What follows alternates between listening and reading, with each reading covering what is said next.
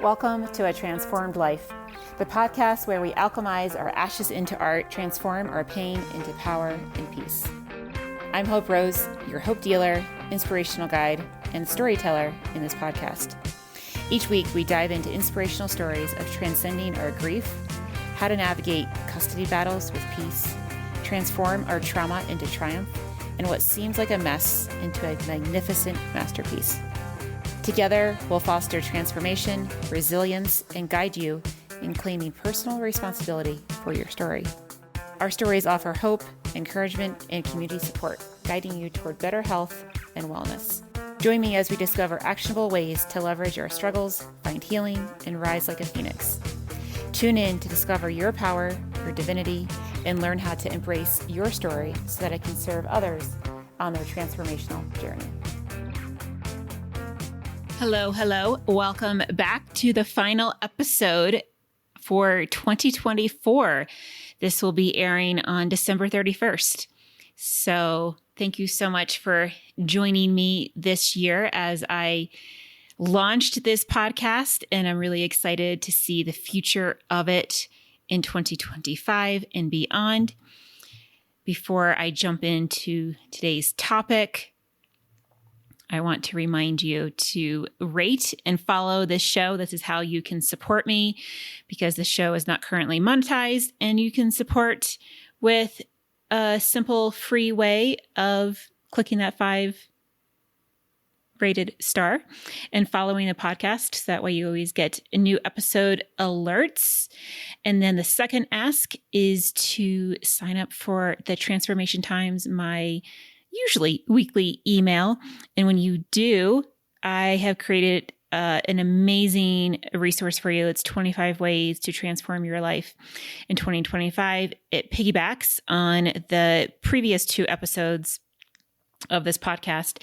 And it's a really great free downloadable PDF that you can download instantly and see all of these different ways to possibly pick from 1 or 2 or 5 and implement in 2025 to see how your life transforms and level up.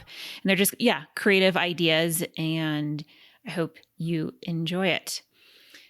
As I've been thinking about what to talk about for today's topic, I think it's going to be a mashup of some different things that have come across my heart in my field.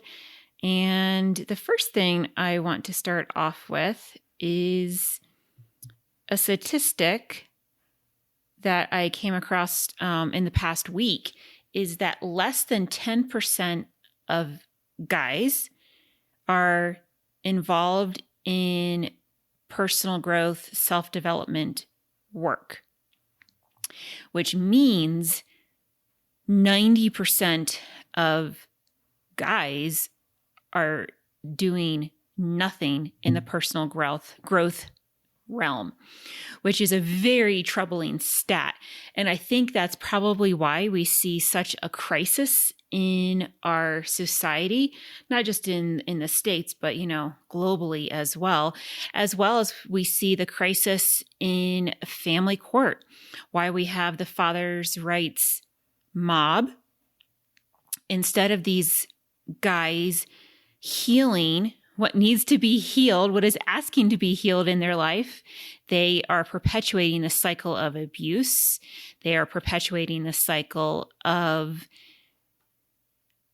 viewing women and females and mothers and children as less than, and, really dishonoring the feminine. And so that's 90% of guys are not involved in any sort of personal growth work. And it got me thinking of how can we reach this demographic? How can we turn guys into men? And I know John Wineland, one of his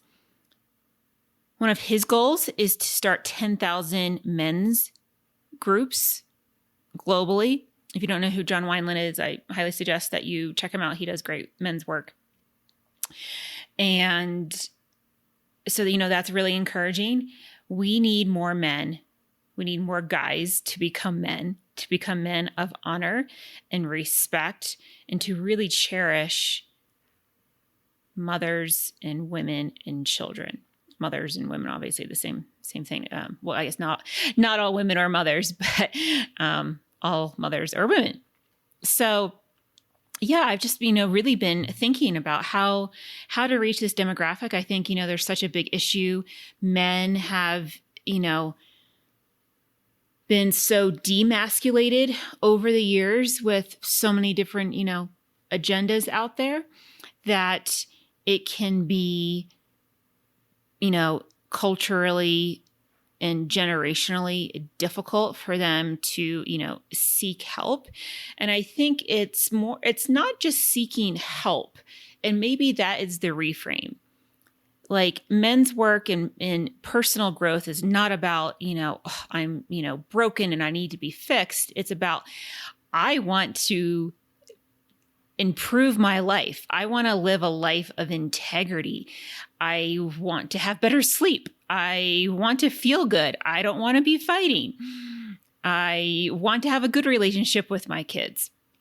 And so I think maybe perhaps if you are a guy listening to this, I would love to hear your take on why you think only 10% of guys invest in themselves in the area of personal growth, personal, professional development, and how can we increase that number? I mean, at least let's get it to 50%, right?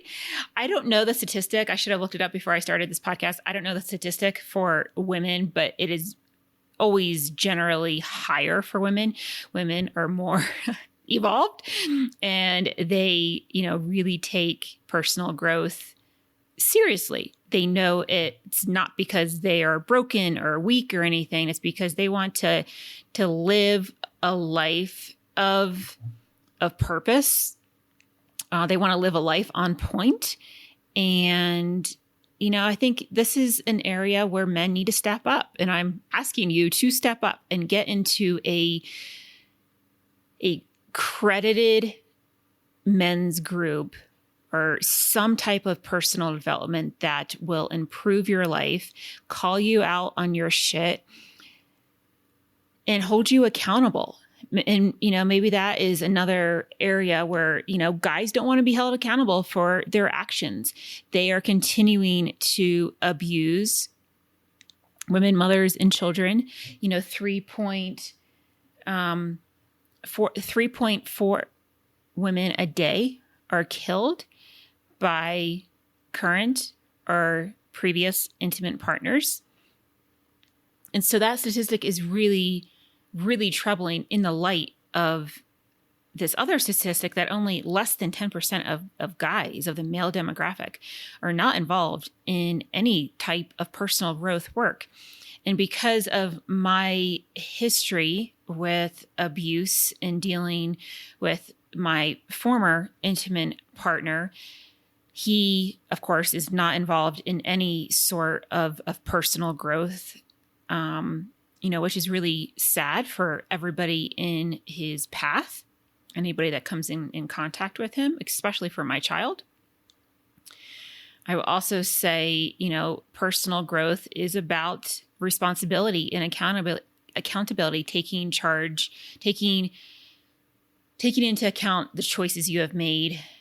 I think probably the 12-step program, does a good job of making amends. And so many abusers, do not want to make amends because they are, narcissists, sociopaths, psychopaths, and they are just at a very different, mental level. And so what I am, thinking of is like, how can I reach this demographic with either some kind of, men's program? And it's really interesting. I've come across several female men's coaches. And the idea behind female men's coaches is that women have such a divine presence with source. They have a womb. And when you have a female coach in or guide or teacher, they have such a, obviously different perspective, but they can really see things that a male coach can't, especially when a female coach is like working with a men's group. And because they have that connection to the divine with our biology, they can take a man deeper than a male coach can. So that is a really interesting point of view to keep in mind. And yeah, layering this with the family court crisis and how many mothers are having their children trafficked, as my son was trafficked almost 3 years ago. And the father's rights mob, from what I've seen, they're only interested in fighting for sole custody, and they don't want to pay child support. And that is just not, or they want 50-50. They want the children to be living out of a perpetual suitcase. What adult wants to live out of a perpetual suitcase? As fun as traveling is, it is really inappropriate for children, teenagers, to live out of a suitcase, perpetually. And so the father's rights mob, that is what I will call it and continue to call it, because that's the truth. They are perpetuating cycles of abuse, cycles of harm, instead of turning inward. Like, what is so triggering about your children's mother? And why do you hate women so much? What comes up inside you when you see a female, when you see a woman, when you see a mother? Why are you killing 3.4 women a day? There's a tremendous amount of anger and rage that needs to be checked and held accountable by men who have done the inner work and the shadow work and the inner child work and all these different layers. And that is how we transform our world, by ending this perpetual cycle of, I want 100% custody. I'm just going to take the children from the mother, and the mother can never see them again. I'm going to, threaten with, taking the children away from her. I'm not going to pay child support. I'm going to be a deadbeat, quote unquote father. I'm always going to be litigating. And I'm not saying all men in the father's rights mob does this, but generally that is what they do. Their goal is to destroy the mother at all cost. If she does have the children, they really try to ruin her credibility. They try to ruin her financially. They leave her destitute. They don't pay child support, or they, threaten to take the children away, which is what is happening on a daily basis. And so this is my plea to all the guys, men, fathers out there to start doing the inner work, get into personal growth, get into groups that will hold you accountable for your actions, for your choices, for your behaviors. Not a men's group that will just coddle you and say, oh, she's crazy. She's a crazy bitch. Oh my gosh, she's bipolar. And it was really interesting. I was listening to another podcast this morning, and it was a male teacher. And he said that women who present as bipolar, their emotional needs are actually not getting met. And so if men would just take a step back and learn about both men and females, how they operate, how females operate, biologically, spiritually, energetically, their own history, their own traumas, their own wounding, their own pain, their own triggers, we would get so much further. And to continue to relitigate and drag each other through court, withholding the, children, filing ridiculous filings. And I'm speaking of personal experience because my ex is still at it. And he is filing in retaliation because he's not getting his way and he wants everything to do to prevent me from having contact with my little boy. And when a person is that deranged to break the bond between a healthy mother and a child is a wake-up call for anyone out there who is not doing the work. And it is a wake-up call for men. Maybe don't spend thousands of dollars dragging the mother of your child who she grew a human inside of her. She gave birth to that child. She nurtured, she fed that child. You can't do that. That is something a mother can only do. And that bond is so incredibly important for the children and their lifelong longevity, their health. To be a good, kind human, that is what we want. And right now we are in this crisis of guys, fathers who just want to be right. They simply want to continue the abuse and, domestic violence.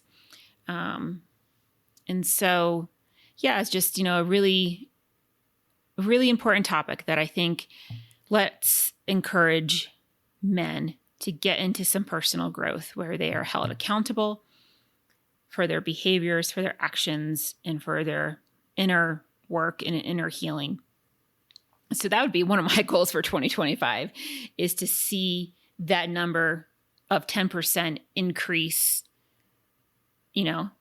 even by 1% would be great, but let's go maybe double. Let's go to 20%. Beyond Driven is another men's organization that is really good.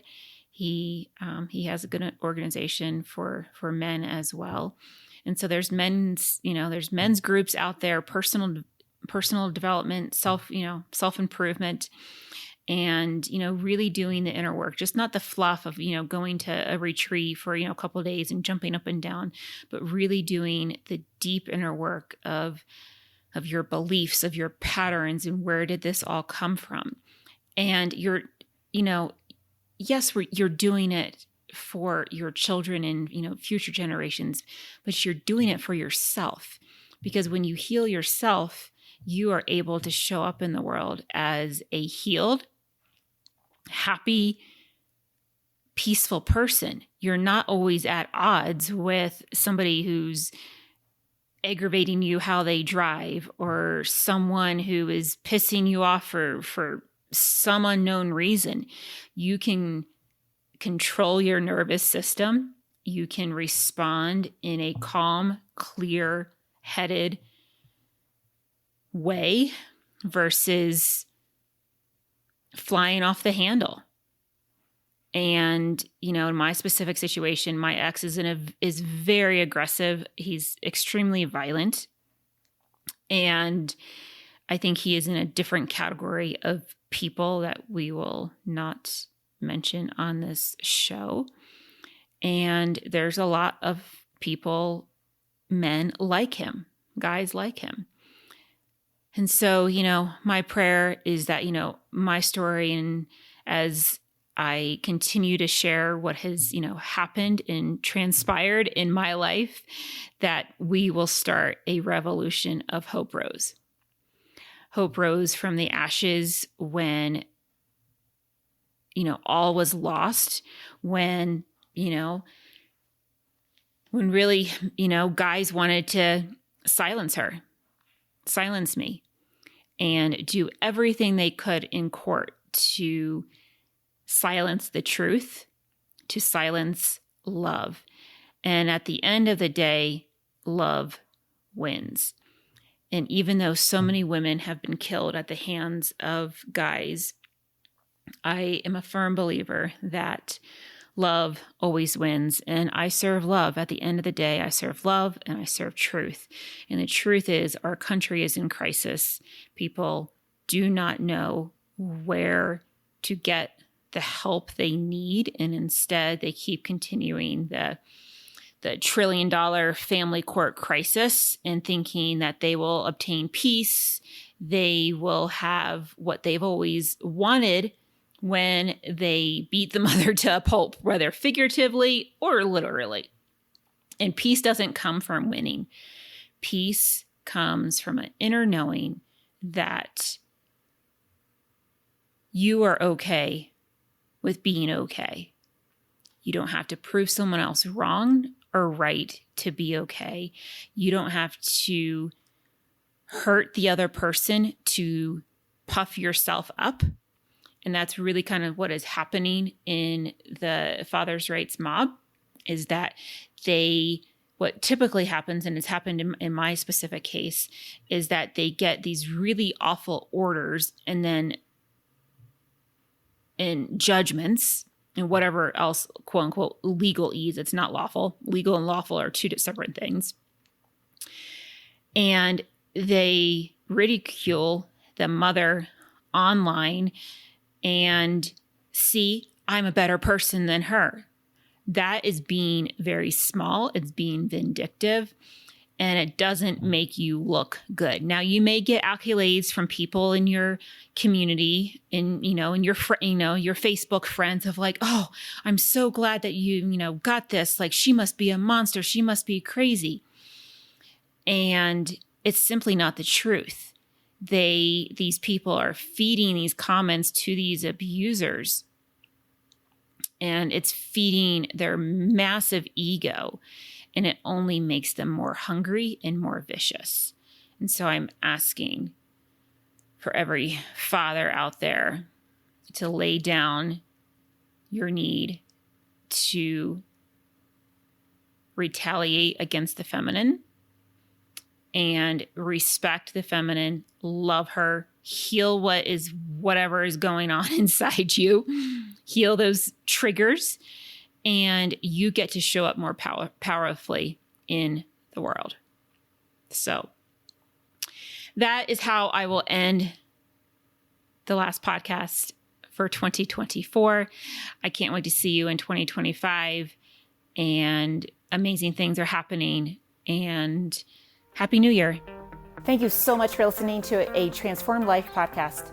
If you got something out of today's episode, please take a screenshot and share it on social media with your takeaway. And don't forget to tag us at Hope Rose Speaks. Have a beautiful day.